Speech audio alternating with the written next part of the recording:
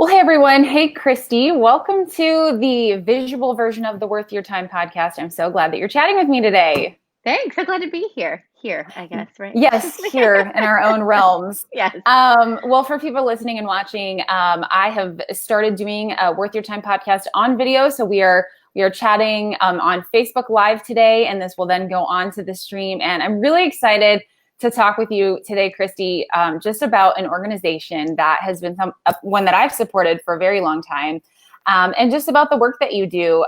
So I guess let's kick it off. Tell us who you are, who you work for, and what you do. Sure. So my name's Christie Dondero Bettwy. I am the executive director for Rock Recovery, which is a nonprofit based in the Washington, D.C. area that helps people overcome body image issues and eating disorders to live happy and free, healthy lives. And I've been working with the organization now for about 7 years, which has been amazing. And I'm personally recovered from an eating disorder, which is what gives me the passion and drive to do this work. And it's been a joy to get to work with a lot of different people and help spread the message that complete freedom is possible and we don't have to be at war with our bodies. Yeah, that's awesome. And I have a kind of a connection with Rock before I knew the founder, before you were there. And so I had known about Rock Recovery, and then I sort of got associated with you, and I've been following along with what you guys have been doing for all of these years, because I also have recovered from an eating disorder. I had an eating disorder from really the ages of 13 to probably into my 20s, like mid to late 20s. So it was a very long journey for me. So I'm always very passionate about making sure that people have the resources that they need. So I have a lot of questions for you, Christy, about Great. the organization, what you guys do, and then I want to talk a little bit about eating disorders. But when we hear the word eating disorder, some people may not exactly know what that means. So I was wondering if you could sort of give us a definition of what an eating disorder is. Yeah, and I'll actually even go a little bit broader to say the term disordered eating too. So we kind of flip back and forth between saying disordered eating or eating disorder because any relationship with food that gets in the way of your physical, psychological, mental, emotional, spiritual health can be a problem, right? So it Mm-hmm. might be as small. So with disordered eating, it's kind of a spectrum. We think of healthy eating as a spectrum, and we don't mean healthy eating in the typical way people talk about healthy eating, but we mean more moderate, balanced, enjoyable eating. And so with an actual eating disorder, those include lots of different things, but mostly people think about anorexia, bulimia, and now binge eating disorder is actually a newly added category for the DSM with mental health disorders. And that's actually the most common eating disorder, even though it's the least well understood, I'd say, in a lot of ways, and kind of the most stigmatized. So basically, an eating disorder is anything that a relationship with food that has compensatory behavior to maintain a certain shape or weight, or any kind of using food for control or coping in a really unhelpful and maladaptive way. It's kind of how the layman's term description of an eating disorder. But really, again, this disordered eating description goes back to anything on a spectrum. So, for me, and I don't know your story exactly, Erica, but my disordered eating and my eating disorder actually started by going on a diet. So, the diet, and a lot of us go on diets in America and all over the place, where that's the first example of, oh, I can't trust my body. I can't listen to my body. I have to listen to something external to my body to get a certain weight or number on the scale. And that is where a lot of us, I think, enter into no longer trusting or listening to our bodies and what they really need. Mm-hmm. Now, I would love to hear actually about your personal story, if you don't mind sharing. How did it develop for you, and how did you, I guess, realize that you were dealing with an eating disorder and then find your way out of it? Oh, quite a I journey. know I'll tell you. it's a big question. It's a big question, but I think hearing other people's stories is really, that is what really brings hope to people that are in the middle of the struggle. Yeah, absolutely. Well, and for me, similar to you, I started my battle with disordered eating early on. I mean, probably at age 8 is when I started to kind of struggle with food. I moved from Pennsylvania to Texas against my will as an 8-year-old. I was very mad about moving, and food was the only thing I had to help me cope with my emotions. That was sort of how I soothed myself. But really, at 13 is where my true disordered eating and eating disorder kind of began, where I went on my first diet. So, a lot of people bodies change. It can be really difficult to accept. And when I turned 13, that was the first time I really started to see changes in my body. I was also really serious about ballet. And I realized, oh, the women who look this way and, are super thin or tall or whatever, they're getting the parts that I want. They're getting the praise that I want. What can I do to make myself get that praise and to fit? Like, oh, I can go on a diet. I can change what I eat. It felt really normal to me to see my body as something I could change and control, not something that was kind of created the way it was meant to be. And that was sort of what I had to store. So it started with this diet and ballet that really made me not really accept my natural body type and shape, and didn't really help me have a good relationship with food. So when I started going on diets at an early age, I had this really strange relationship where when I was young, I coped with food, but then suddenly now I'm on a diet and I shouldn't eat those foods. So it was sort of this love, hate, push, pull relationship from 13 to 22, really, of feeling like I shouldn't eat certain things, having these good food, bad food categories, restricting, restricting, restricting, and then eventually going to the other side and binging and doing some kind of compensatory behavior like exercising or, restricting again for days at a time. And I just was kind of on this roller coaster of disordered eating for a very, very long time. And, I'll spare you guys the details of all the specifics of it. But basically, it was being obsessed with the scale, getting on the scale first thing in the morning, and that number would dictate my day. It was going to be a good day if it was below X. It was going to be a bad day, if it was above X. And then just not being present with family and friends at meals, kind of eating alone or not wanting to eat around people, I kept every calorie counted on a spreadsheet, on a little to-do list. If I just really struggled with being present with people at all because I was so in my head thinking about what I'd eaten or not eaten and all the calories and all the rest. And it got especially bad in college, first time leaving home, the change, the uncontrollable things, going out of state. I left Texas and went to school in North Carolina where I knew nobody. So I had no coping skills, no community, no real normalcy. And all I had was food. So I was back in that place again where food was my comfort, but it was also my enemy. So it was kind of this like frenemy situation. Yeah. Yeah. Yeah. And then, oh, sorry. Oh, well, I was just going to say, just for people listening, in terms of what it feels like to have an eating disorder, so much of what you say really resonates with me, just like starting at 13 and, having a real dramatic shift to it being more negative when I entered college. That also was something that I experienced. But I think for people that have never experienced it, it is comparable to having an addiction. It is comparable to feeling like you are really just in the middle of something that you don't have control of, that you cannot find your way out of. I mean, I remember so many times just like praying about this and just being like, I feel like I'm never going to be free from this eating disorder. Like it is constantly on my mind, and I cannot seem to find any freedom from it. And it felt impossible at the time. And so I don't know if you had a similar experience to that. But I think that's, one of the reasons I want to share these stories is just because ultimately I did find freedom and you found freedom, and I want people to know that they can. So what led you on the pathway to finding that freedom? I mean, I really think for me, it was God's grace in a lot of ways because I didn't realize I had an eating disorder, which might sound wild. I mean, the things that I did were clearly so disordered, but a lot of my friends had these strange food habits too, or they didn't like the way they looked, or they all talked badly about themselves, or they all skipped meals and did all these things. So even though I had extremely disordered patterns and behaviors and wasn't listening to my body, I didn't realize it was really a problem because a lot of my friends did it. It seemed really common. And because I think a lot of us in society think, oh, you have to look a certain way to have an eating disorder. You have to be underweight. You have to be, really significantly sick. And my weight shifted significantly, but I was never underweight. You couldn't look at me and tell that I was really sick. So I was actually surprised when I figured out that I had an eating disorder. And I actually realized I had an eating disorder because I met a cute boy at a bar who asked me to go to church. And I know, didn't see that coming, did you? And so I was like, I had just graduated college a couple months earlier. I was really depressed. I started having anxiety attacks. I was really struggling. And all I really did was, go out on the weekends to bars and kind of go to work and hate my job during the week and have weird things with food and kind of, repeat. And so I met this guy. He asked me to go to church and I was like, yeah, sure. Like, you're cute enough. This seems interesting enough. What could go wrong? So I went to church with him. And at this church, there was a program being run called New ID. And New Idea is a 6-week series for anyone with an eating disorder. And the whole premise is that complete freedom is possible.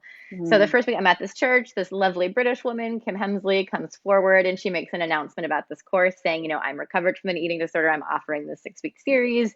It's open to anyone. Come find out if freedom is available, come learn more. And I remember thinking, yeah, there's no way that any woman could actually be free from food and body image stuff, but I bet this course will help me lose more weight. So I'll definitely go and sign up.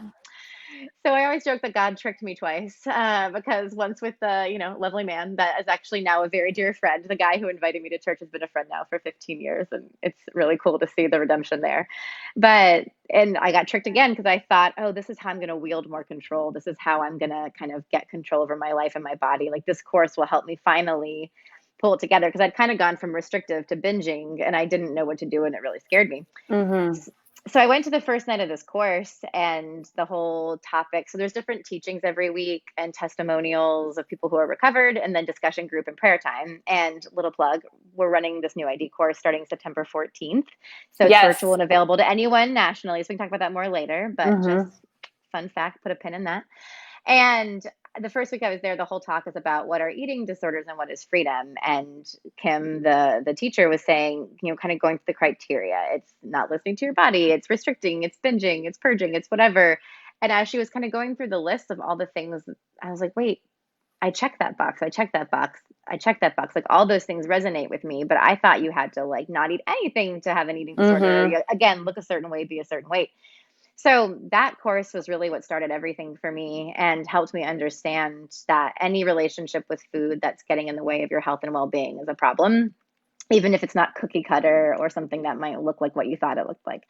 So I started working with a great outpatient team, called a psychologist, got a dietitian, and really started doing pretty intensive outpatient therapy on my own that really helped catapult me forward. Because once I realized I did have a problem and kind of, the scales fell off my eyes and I realized, wow, this is actually a problem. It's really been hurting my life for a long time and I just didn't see it. I was like, okay, well, I'm going to fix it faster than anyone before me ever has. I'm going to do it so perfectly. It's going to be so great.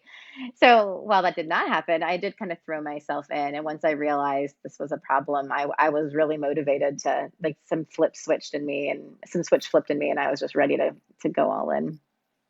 Yeah, I like your point about the cookie cutter because Mm-hmm. similar experience where, when my eating disorder started, I did get very, very thin and there were, people asking questions about me. But at some point it swapped to, binge eating and bulimia. And at that point I ended up, really gaining a significant amount of weight and which really only made me a normal size from what I had been, but at what I found to be the worst part of my eating disorder was the highest weight that I've ever been in my life. And that is when I went out to an outpatient program as well. And I was just, when my therapist had suggested that to me, I was like, oh, I'm going to look stupid in that program because everyone's going to be like really skinny and I'm going to be like the fat one. And, it ended up being that wasn't the case. There was all body sizes there. People are dealing with because the eating disorder is a spectrum, and once I got there and I was talking with everybody, I started to realize like the thoughts in our heads were really all the same. It's just manifests differently in everybody's, behaviors and how they deal with it. And so, that too, for me, going to one of those groups was the first step. And, at first I said to myself, this is too expensive. I don't have time for this. I'm in college. I have a job. How am I going to do this? And my therapist had said to me, well, like, this is your life. Like, this is the rest of your life. Like, isn't it worth it? And so luckily, my parents' insurance ended up being able to cover this program that I was a part of, but not everybody has that kind of a thing. And so that is kind of where Rock comes in because you guys know how expensive it can be for people to get treatment. I mean, in an inpatient treatment for an eating disorder is just like obscene. Like like so much money. And so people probably feel very lost. They feel hopeless, like they could never afford something like that. So I guess tell us a little bit about Rock and what you guys do and what you exist for. Sure. So Rock is, excuse me, Such a great organization. I mean, I'm clearly very biased, but I feel like we fill in these gaps that are just so prevalent for people who are trying to seek care and help. And it's hard enough. I mean, you've experienced this. It's hard enough to want to get better and to do the hard work of recovery, feel the feelings and make the changes and give up control and all the things that come with that. But to not be able to access that care because you can't afford it just really breaks my heart. And I never went to an actual program. I did mostly individual therapy work outpatient and kind of cobbled together my own support with the new ID course and with individual treatment. But my parents put money into my account every week to cover my copays and to cover the things because I was working my first job out of college. Like I couldn't afford the things that I needed to pay, right? And about a year and a half, 2 years into my recovery, when I was really finally feeling more free and getting my life back, I suddenly realized what a weight I had carried for so long. And it just really devastated me to think, wow, there are people out there who are carrying this weight alone and they might even want to get better and they can't do it because they don't have parents that can put money into their account or they don't have insurance that's going to cover the care that they need. And it just really, I mean, I just weep just thinking about it. It's really heartbreaking. It's really heartbreaking for me. So Rock really is who stands in that gap for people. So we provide clinical services led by clinicians, so led by therapists, dietitians, trained, licensed people, and master's level clinicians as well, who provide programs, most of which are group therapy programs to help people break isolation and kind of have that shoulder to shoulder connection with people who understand what they're going through. And it's all sliding scale. So cost is never a barrier for anybody to get the help that they need because we believe that good treatment gets people well. And the thing that I found in my own recovery is there's really three things that are critical in recovery. One is experts, so access to people, programs you need, therapists, clinicians, the treatment that you need is critical. The second for me was really faith, so being able to surrender to something outside of myself and lean on something because I'm not perfect and I needed grace to get through the really hard times. And then the third being community, people who get it. We talk a lot about Rock, about the gift of I get it, because there's something really beautiful about being across the table from somebody or now being across a computer screen from somebody and then being like, oh my gosh, me too, or I totally get that. And so Rock kind of provides all three of those things. We're a faith-based organization and we serve all people regardless of faith or beliefs or background. But we do offer some great spiritual care and support for people who do want to integrate it into recovery because it's hard to find. And if that's part of who you are and what you believe, you want to come as a whole person into recovery. So we do these great clinical programs that are currently just available in the DC metro area and soon to be California. We're launching our first program in California. It's all exciting. And we're hoping to grow to more states as we go through, because with state licensure, we're limited to where our clinicians are licensed to where you can see patients. It's like a whole thing. And then we do have, though, a lot of community support services that people like myself run who aren't clinicians but are trained and are screened and are monitored by clinicians. And we run some great online support programs that are accessible across the nation, one of which being New ID, which we normally do it in person at churches or private practices. But with COVID, we did our first one online and it was amazing. And we're like, wow, why didn't we think of this sooner? We can reach people everywhere with this course. Yeah. And people from Canada came, people, someone from Turkey wants to come, but the time zone, they'd be at like 2 a.m. So they can't quite make it this time. But, it's been really cool. Yeah. So, yeah. So we just help break us. Yeah. So in a nutshell, Rock really helps break isolation, break barriers like stigma and cost, and then we break bread. We do meal support programs to help people break bread with the people that they love.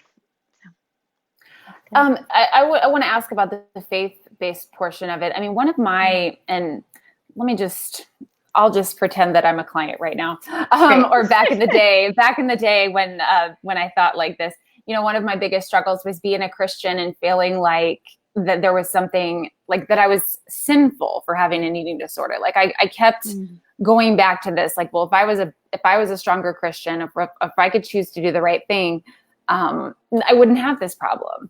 And so it was really hard for me to sort of balance being a Christian and having this like affliction. So I guess, how do you speak to people that maybe are dealing with that? Because I assume you have a lot of Christians coming to you since you're faith-based. And sort of getting them to recognize that this is a mental illness and it's not their fault. Yeah. Oh, that's such a good question. I mean, and that's why, again, coming as a whole person into treatment is so critical. And we've had clients who are strong believers, lovely women of faith, and we serve all people, all genders, so men of faith too. And but we've had women come to us. I'm thinking of a few people in particular who when we ask them, well, what does God say to you when you pray about this? Or what do you think God is leading you toward, or what's going on? And they're like, oh, I've never prayed about my eating disorder because I need to fix it before God will accept me. Like I need to fix it before I can actually come to God and receive this. And we're like, no, that is the beauty of grace, right? Like we get to show up as we are and come as we are right now. We don't have to get our acts together. We don't have to do anything. So we really just try to encourage our clients, like start where you are. That's okay. You don't have to clean up your act before you come to God. That is not at all what Jesus tells us in the Gospels or any of the stories, right? Like we show up as we are. God gives us grace and then we change. That's kind of how we've seen it happen and how it happened for me. But that shame and that pain is very real. And we've also seen really well-intended clergy and people in positions of power in the church, when our clients have gone to them, say, oh, this is just your sin issue. We'll just pray about this and you need to just repent. And that is so damaging and so painful and makes me so angry, but mostly just makes me really sad that people are being told it's them, because we talk a lot about kind of normalizing this. Like, well, if you had cancer, wouldn't you take time off of work to get better? Wouldn't you tell friends?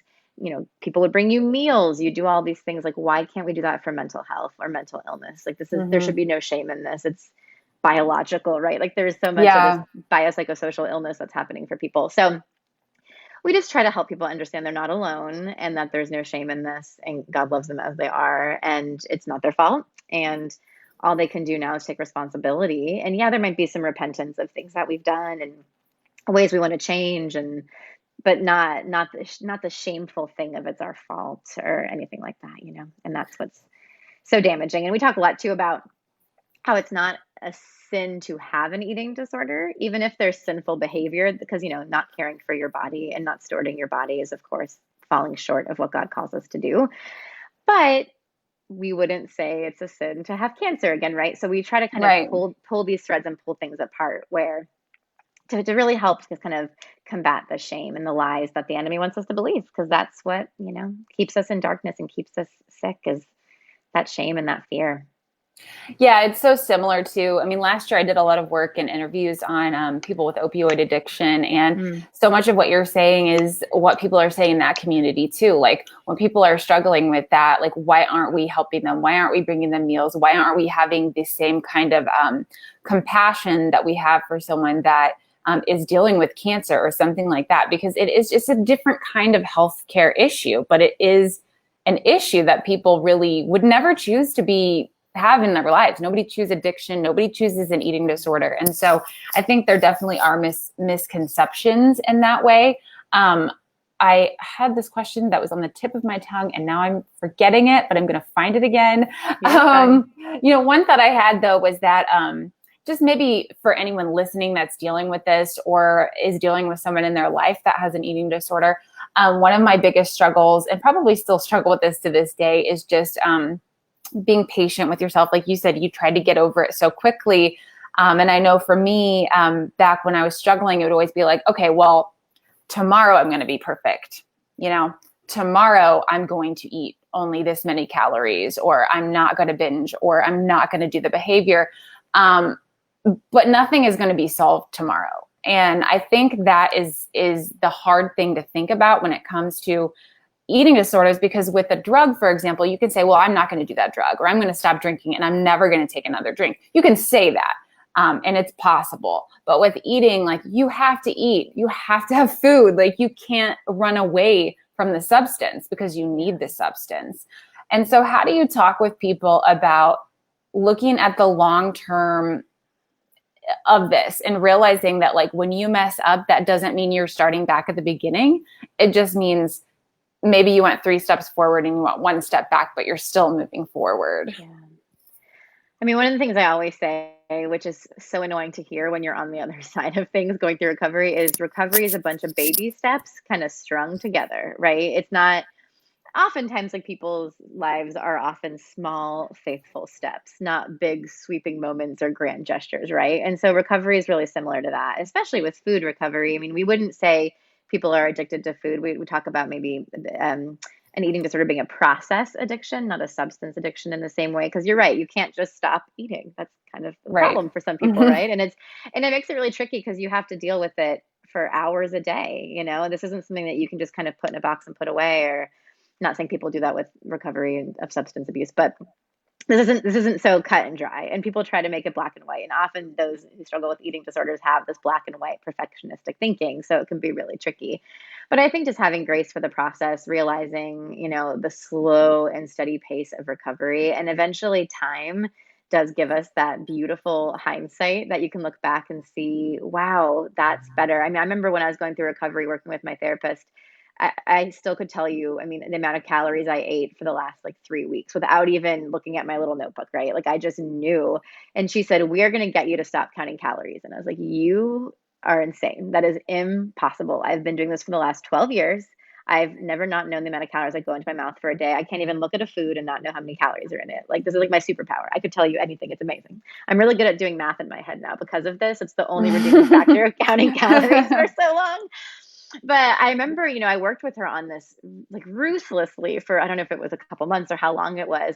But I remember one day kind of sitting and starting to count calories and being like, hold up, when did I know how many calories I ate last? And I hadn't counted calories in days. And I was just like, I think I just cried with joy. I was like, oh my gosh, it is possible. Like I never thought that would change. I never thought that'd get out of my head. I felt so tied to it and so stuck to it. And it happened, and it was just small, faithful, annoying, frustrating, like unglorious steps along the way. And that's just Yeah. what recovery is. And that's what's cool about being fully recovered, and why we would say that complete freedom is really possible is because, right, like we have to eat every day. And so we believe that we can have full life and freedom because of what Jesus did for us and because of all the grace that we get to receive. But there's real freedom that's possible for us. And it's amazing to eat a meal now with friends, to go out. On my honeymoon with my husband, we went to Italy, and I remember just sitting at these meals and thinking I would be in tears if this had happened to me, 10 years ago. And it's just so great to have that kind of hard-earned freedom, but it's also a grace in a weird way. It's all these different pieces coming together. Yeah, I totally would echo that. I mean, in the end portion of my eating disorder, like it was a lot of severe binging. And I look back, at one point, years ago, I look back and said, I don't even know when I did that. Like, I don't know when I binged the last time. And I have no desire to do it at all.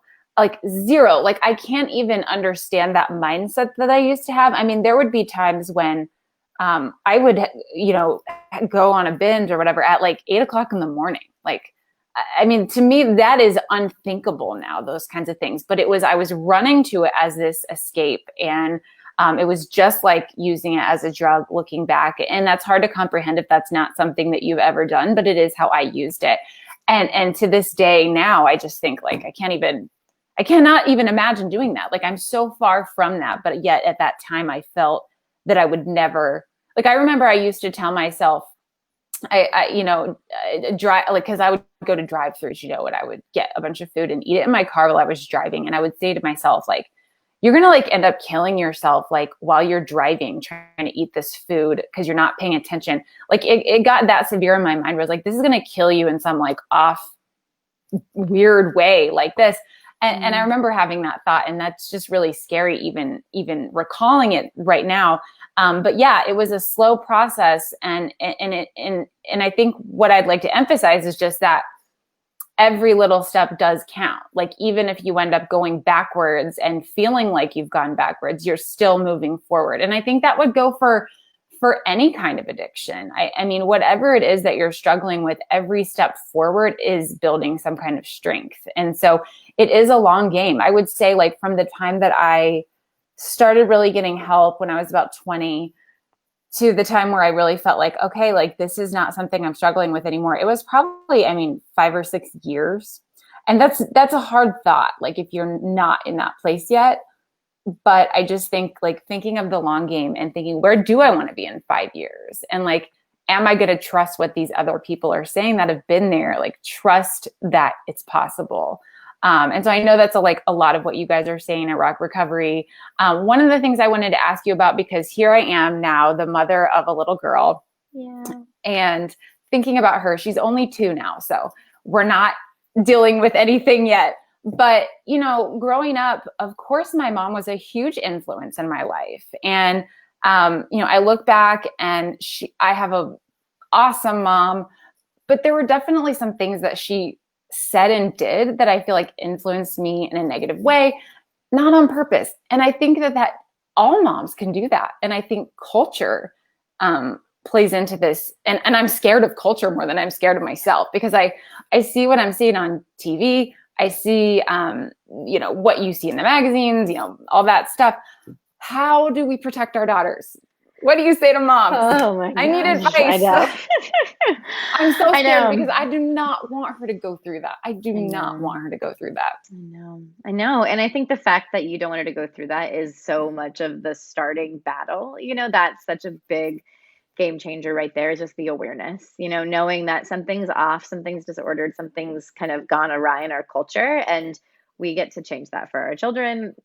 I think our girls and our boys, right? Like, it's happening for all kids, unfortunately, the pressure and all of the rest, but especially, as a mom, it does unfortunately happen with your modeling, right? Like, kids watch what you do, watch what you say, watch how you are. And that is kind of what they're soaking in. So I think it's really tough to put the pressure on yourself as a mom. I feel like beyond body image for general people and general women, I think moms have so much shame thrown at them for their bodies, for how they parent, for whatever the things, right? Like, I just think it seems like a really tough gig. So well done on doing it. But I think just remembering, like, you don't have to be perfect, but you do get to be, like, it's kind of this mirror for you of like what your kids start to pick up on you. Like, that's kind of what's going on for you. So you want to be as healthy as you can, so you can help your kids be as healthy as they can with their self-image, with their self-esteem, with their bodies, with kind of all of it. So really working on yourself first, which I know you've done a lot of work on. So I think that's just great advice, is to do that. And then just to help our kids remember their identity is not their appearance, not their achievements. Their worth comes from something so much more than these external things and these fleeting things. And there's this great book called Shaped with Love. I think her name's Dr. Osborne. I'm blanking on the author's name, that talks about how to talk to kids about their bodies. And one of, like, the simple tips she gives is, like, take their arm and be like, God made your arm. Like, God loves you. God loves this arm. I love this arm. It helps you hug. It helps you throw balls. It helps you, like, pick up your food. It helps you do whatever. Like, your arm is really important. And it kind of reminding and validating and affirming these different pieces of our bodies and ourselves, because objectification is what happens when you start to look at pieces of a person, not the whole self. But kind of the opposite to that is affirming each body part, affirming the parts of ourselves, and saying, like, this is created, this is good, and this is why you have it, versus it's ornamental or it has to look a certain way or be a certain way. Really focusing on the deeper piece too, and just who people are versus how they look. I think I need to do a better job of that. We all need to do a better job, I think, of really focusing on what's lasting and what really matters, and not just these fleeting things. Yeah. Now, have you noticed, did you get any uptick in interest or people contacting you during COVID? Because I know for myself, I really sort of felt like a flare up a little bit. Like, I don't, I'm not worried about it, but I definitely felt a few things like, like overeating and like over exercising and like trying to control something that I couldn't control.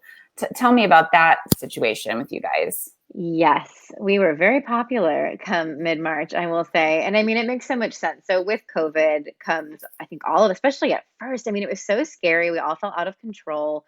All of our norms were taken away. We didn't have our support systems, right? We have a lot of clients at Rock Recovery who were eating lunch with their coworkers, and suddenly they're working from home, and they're like, well, who's going to be my accountability? Like, who's going to help me eat my lunch? Or I can't come to group therapy. What am I going to do? And it's like the food is in the refrigerator, like the kitchen is there all day right next to me. Like, all day. And I mean, we have clients that like cry going to the grocery store on a normal day, let alone like behind a mask and like, Lysoling the place. Like it's stressful. It's really hard to make these decisions. And so for people who haven't struggled with food or body image, that might sound so silly, but I mean, if you have, it's like a battlefield just to go to the grocery store on a normal day. So all these things, the control being taken away, the changes, the stress, the pressure, the isolation, all of that definitely has caused a huge increase in the need that we're seeing. And just for mental health in general, and I think mental health care in general is really at an all-time high for people needing more care right now. I think the first month of when COVID hit, we had 9 times as many inquiries. We were so busy. Oh, It was wow. not a great coping skill for me, but it was great to be busy so I couldn't panic. I was like, great, I will just like help all these people and not deal with my own feelings. What a healthy way to handle life. But eventually, I got through Were they like it. first timers, or were they people that were feeling like they were relapsing or something? So fascinating. Such a good question. It was both. So it was some people who were experiencing early recovery, but felt themselves slipping and they were like, hold up, I don't want to go back down there again. I need to nip this in the bud and do some proactive care. So some people had kind of been on their way. Some people had probably had a struggle with disordered eating for a long time, but COVID just, kind of exacerbated it and made it flare up. And so they realized, oh, I need help now. And since Rock was able to put all of our programs virtual within a matter of days, we were able to keep serving people, which was awesome. And then some people, I think, who already were seeking care just needed more support, and with job changes and the cost, a lot of people lost access to either their insurance or their income. And so there was more of a need too for the sliding scale services that we offer. So yeah, it was a very busy first 6 weeks and we continue to see a pretty big increase. I think right now we're at about an average of a 400% increase compared to Wow, this time last that's year. crazy. It's been busy and we're starting new programs and growing to try to combat that because the need is just great. And we're honestly amazed at how well virtual programs work. I never thought individual therapy, I was like, yeah, sure, great. But group therapy and group support has been amazing virtually. And it's been really cool to see people still connect and get the care that they need, even during these really strange, unprecedented, dare I say, times. Yes, yes. So it's been Well, good. I mean, I think, yeah, I don't personally love the idea. Like, I prefer in person, like group type of stuff as well.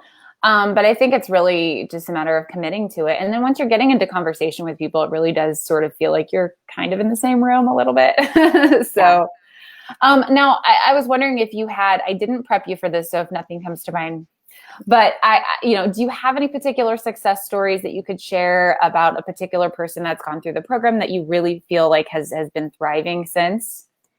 I mean, gosh, we have over 100 of those stories, which is so cool. So one of mine that comes to mind was a client we actually served a couple of years ago who had moved here on like a Saturday and happened to go to a church on a Sunday where we were actually advertising the new ID course because at the time we were doing all those courses in person with churches. And this is actually a man, one of our male clients. We've served a vast majority of women, but this is one of my favorite clients because I'm not a therapist. I can have favorites, I like to say. And he moved here on a Saturday, came to church on a Sunday, saw our new ID program, and he's like, I'm sure I don't have an eating disorder, but let me come to this course and learn a little bit more. Came to the course, realized that he had bulimia and had been getting pretty bad. And he was really, really struggling at the time. I mean, binging and purging multiple times a week. It started to really decline. At the time, we had a waiting list because at the time we only had one program operating. We're now up to 6 programs operating. So we're trying to build capacity. But we had a waiting list and he really declined while he waited on that waiting list and then joined our program maybe 3 months after he started the wait list. And after he joined our meal support and therapy group, he said he never binged and purged again. And, Wow. we're like, results may vary. This is not a normal story in a lot of Right. ways. Like, we're not saying you come to us and you're healed after one group or after X amount of months. It's not how it works, Yeah. unfortunately. But I think for him, he just was like, it was breaking the isolation that changed everything for him and getting that support, getting the clinical care and the peer support, even though it was him and a bunch of ladies, like it really just helped and helped hold him accountable and helped to heal him. And I mean, we email from time to time and he's just been so lovely and supportive to say, like, there's not a day that goes by that I don't think of the good work you guys did with me. He's like, and it's changed my life forever.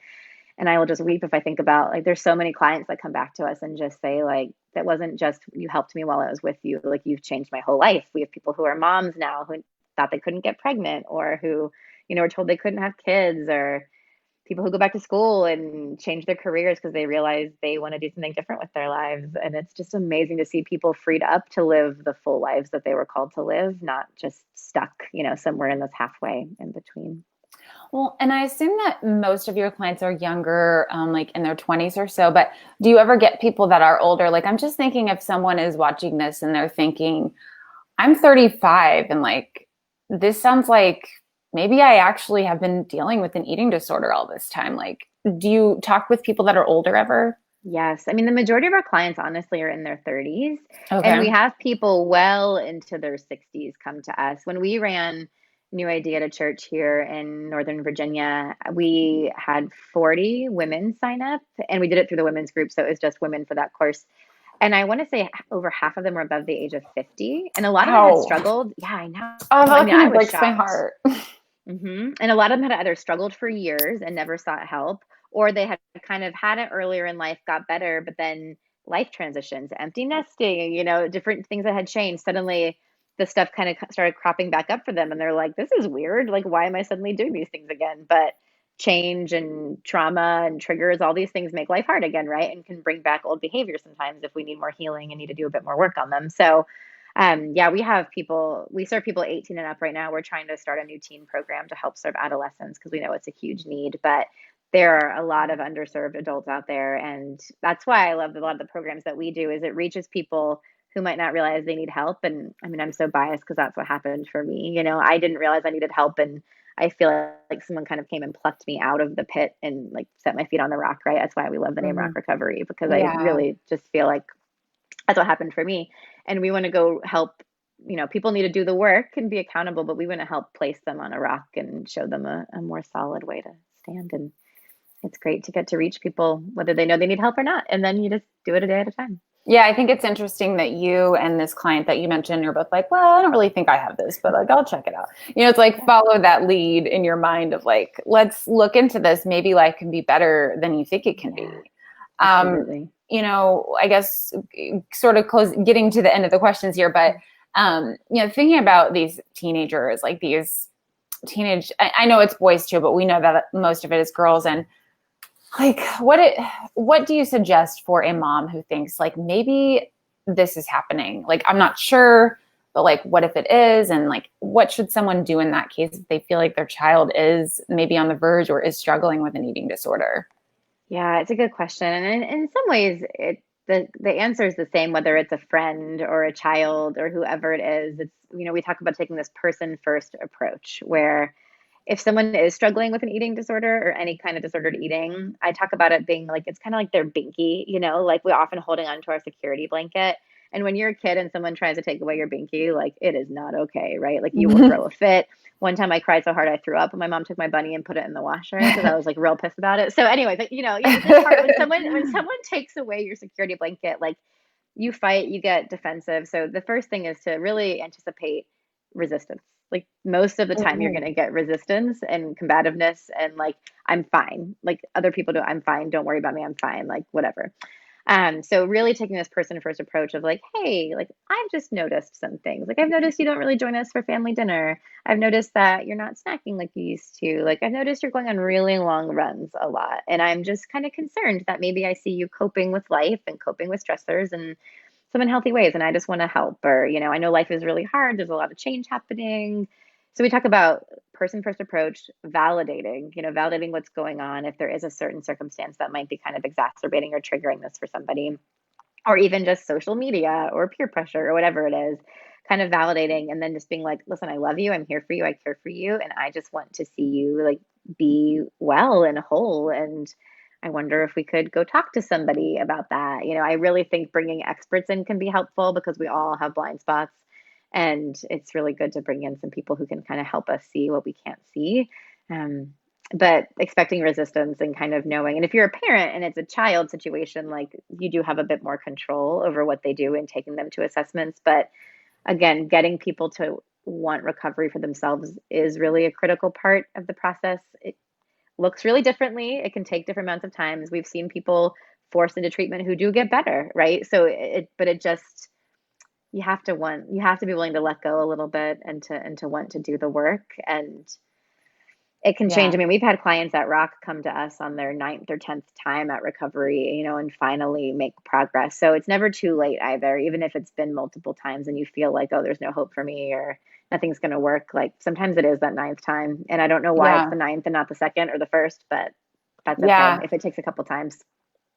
Man, I'm just having flashbacks as you're talking. Like, cause I just remember, for me, I remember I was going to the dermatologist at the age of 14 or something. And I remember the dermatologist calling my mom and saying, I need to talk to your mom by herself. And I'm like, what is happening?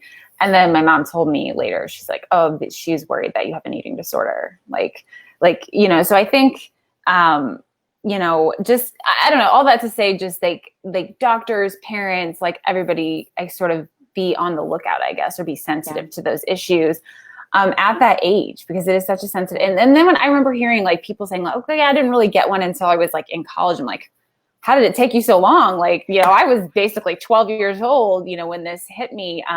So it can't, and it really did, and not to digress in the conversation, but it really did just sort of come almost in a split second for me. And that's what really scares me, for my daughter, because I just remember the moment that things shifted, but it was so many other things leading up to it, that got me to that place. But I don't want to end on a sad note, No. because the happy note is that I am completely recovered and you're completely recovered. And so I guess my last question for you is, looking back at that time in your life when you felt like you were in that prison of an eating disorder, and looking at your life now, like maybe what something would you say to yourself, and what does it feel like now to live in freedom?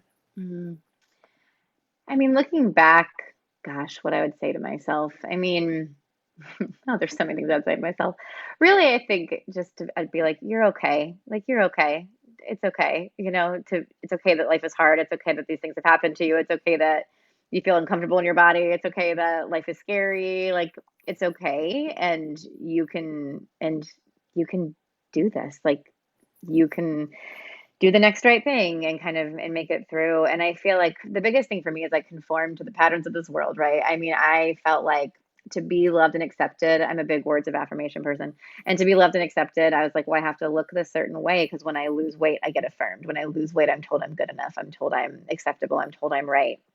And I think I would have just been like, this is not truth. Like, these words of affirmation are not truly affirming you. Just because people are affirming you doesn't mean that it's actually right or rooted in what is good and true. So just seek what is good and true, not what is temporal or fleeting or popular or whatever the thing is. Just finding things that are good and true, and being okay that things are hard too. I really struggled with feelings and coping with, all the uncertainties and all the hard things in life. But so I think just having grace for that, and seeking what's good and true, and not believing the lies, which are so easy to let seep in, that we see. I mean, with ourselves, with our children, with whoever. And what's the second question? Sorry. Just what does it feel like to be free? Like, Erica, it's so great.